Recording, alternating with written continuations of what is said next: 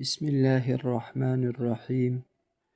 رب اشرح لي صدري ويسر لي أمري واحلل عقدة من لساني يفقه قولي. اللهم فقهنا في الدين. دا زمونږ دریم سبق دی د نوراني قاعدې.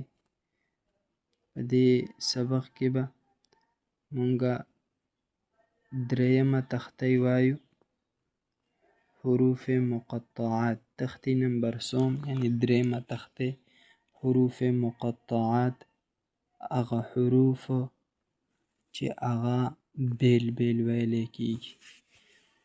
حروف مقطعات هغه حروفو ته ویلی کیږي چې هغه د قرآن کریم د بعضې سورتونو په شروع کې راغلي، او مقطعات ویلی کیږي کټ کړی شوو ته. نو دا حروف هم د یو بل نه کټ کړی شوي، د یو بل نه بیل بیل، د یو بل نه جدا جدا ویلی کیږي. او د قرآن کریم د ځینو سورتونو په شروع کې دا راغلي، د الله جل شانه د نبی علیه الصلاة والسلام په منځ کې راز دی. مخلوق ته د دې علم نشته چې د دې معنا څه ده. نو د قرآن کریم بعضې هغه سورتونه چې د حروف مقطعات د هغې په شروع کې راغلي، لکه سورة البقره الف لام میم ذلک الکتاب لا ریب فیه هدى للمتقین. دغه شان سورة آل عمران الف لام میم الله لا اله الا هو الحي القیوم. دغه شان سورة الأعراف الف لام میم صاد کتاب انزل الیک فلا یکن فی صدرک حرج منه لتنذر به وذکرى للمؤمنین.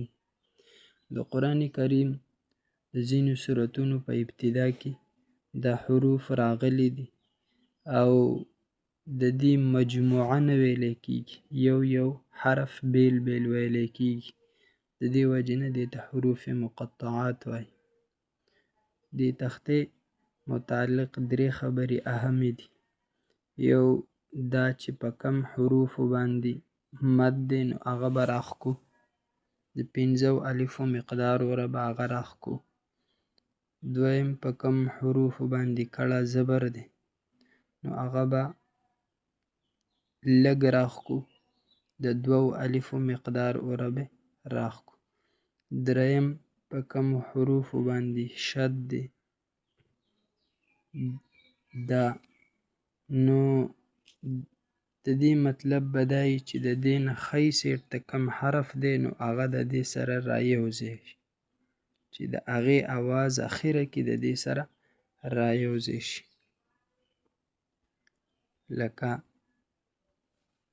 الف لام میم، نو د لام اخره حصه به د میم سره یوځای کوو. الف لام میم، الف لام میم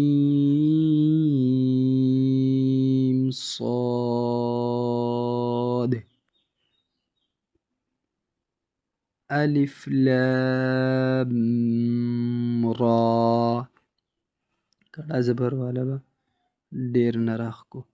الف لام را، الف لام میم را.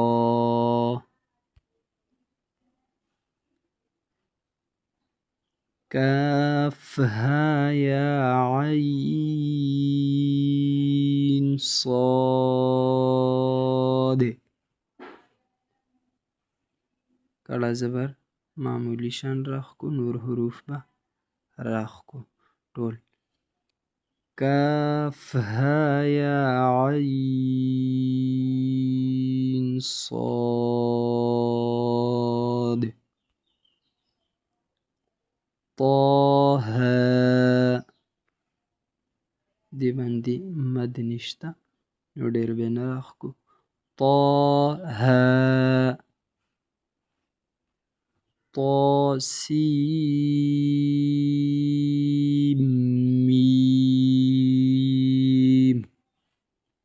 دې کې اکثر خلک خطا کیږي، د سین اخیرا نون ظاهری. نو د شد مطلب دا دی چې دا سین د میم سره یو ځای وویلی شي او د سین اخیره کې چې کوم د نون اواز دی نو چې دا پکې ظاهره نه کړی شي، لکه طاسيم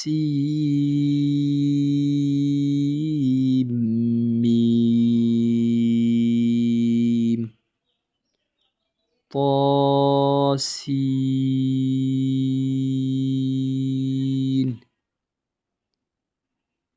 ياسين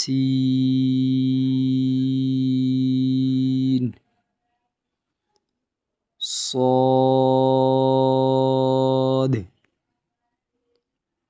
حميم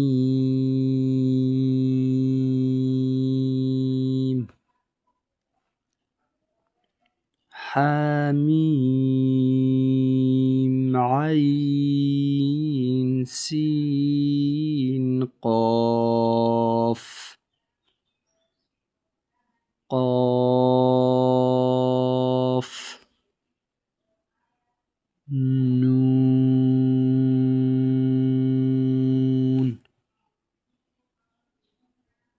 دا سبق آسان دی، بس دغه دریو خبرو خیال پکې ساتل پکار دی.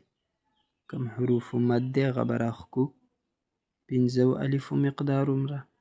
الف لام میم، دغه شان په کم حروفو کړه زبر دی هغه به دوو الفو مقدار ور راښکو. طه، په کم حروفو باندې شد دی نو د هغې نه چې ښی طرف ته کم حرف دی د هغې اخري آواز هغه به دی دې سره را یو ځای کوو. طاسيم.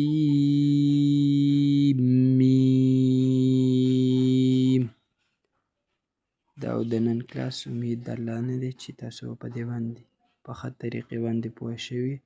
آینده کلاس کې به میلاویږو انشاءالله. والسلام.